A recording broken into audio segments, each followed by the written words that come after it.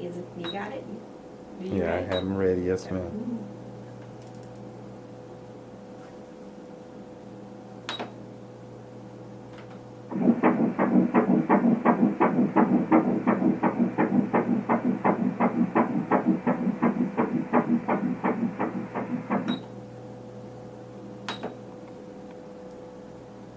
See it here, see that flutter?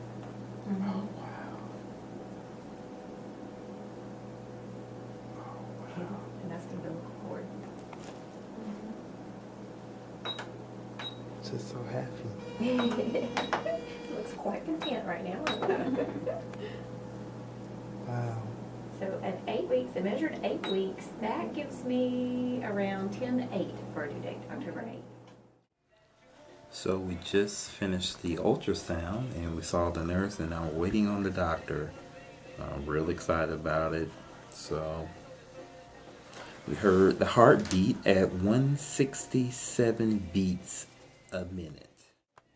Hi, I'm doing fine. Just waiting on the doctor to come do one last examination. We've been here for a couple hours. I think I'm excited now, jumping up and down now. We've seen one baby. I was kind of hoping for two, but that's okay. One is fine. Maybe we can have another one later.